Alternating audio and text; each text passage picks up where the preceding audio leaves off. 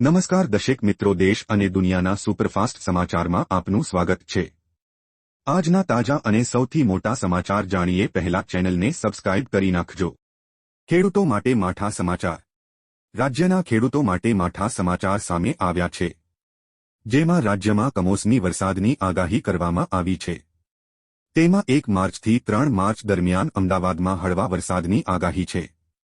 Western ડિસ્ટર્બન્સના કારણે વરસાદની શક્યતા રહેલી છે।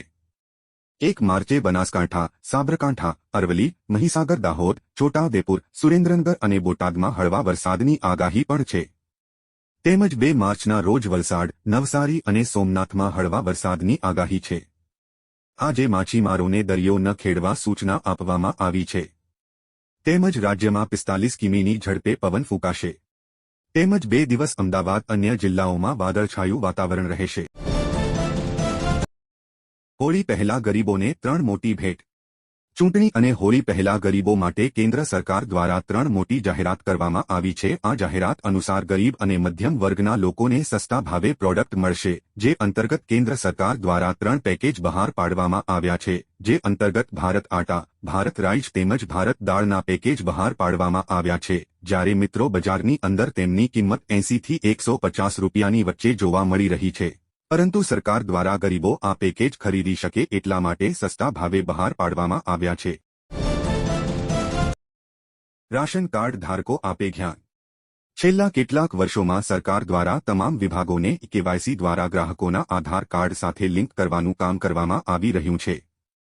તમને જણાવી દઈએ કે દેશના ગરીબ વર્ગ માટે રાશન કાર્ડ તેમની ઓળખ છે, કારણ કે તેના દ્વારા તેમને દર મહિને મફત રાશન મળે છે। પરંતુ તમને જણાવી દઈએ કે સરકારે હવે સ્પષ્ટ કરી દીધું છે કે જે લોકોએ હજુ સુધી પોતાના રેશન કાર્ડને આધાર કાર્ડ સાથે લિંક નથી કરાવ્યું, તેમનું રાશન હવે બંધ કરી દેવામાં આવશે। એટલે કે તેવા તમામ લોકોને હવે મફતમાં રેશન આપવામાં આવશે નહીં।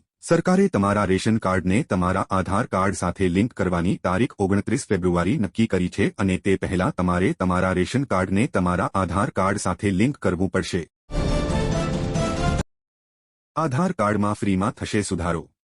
આધારની વિગતો મફતમાં અપડેટ કરવાની છેલ્લી તારીખ ફરી એકવાર લંબાવવામાં આવી છે। આધારમાં દસ્તાવેજો અપડેટ કરવાની છેલ્લી તારીખ અગાઉ 14-20 ડિસેમ્બર 1923 હતી, જેને યુઆઈડીએઆઈ દ્વારા 3 મહિના વધારીને 14-20 માર્ચ 1924 કરવામાં આવી છે।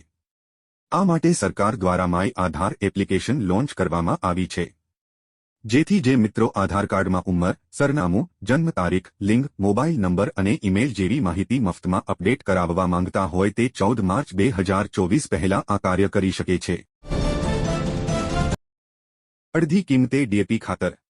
મોદી સરકારે ખેડૂતોને મોટી ભેટ આપી છે। કેન્દ્ર સરકાર ખેડૂતોના ખર્ચને ઘટાડવા માટેની વિશેષ યોજના બનાવી રહી છે, જેમાં સરકાર હવે ડીએપી ખાતરમાં સબસિડી આપવા જઈ રહી છે।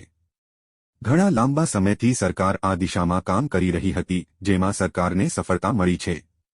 સરકારે આઈએફએફસીઓ દ્વારા તૈયાર કરવામાં આવેલ નેનો ડીએપી લોન્ચ કરવામાં આવી છે। આઈએફએફસીઓ દ્વારા તૈયાર કરવામાં આવેલ આ ડીએપી ખાતરની કિંમત 100 રૂપિયા હશે, જેમાં 500 ગ્રામ ડીએપી ખાતરનું પ્રવાહી ઉપલબ્ધ થઈ શકશે। આ ખાતર 1 બોરી જેટલું કામ કરશે।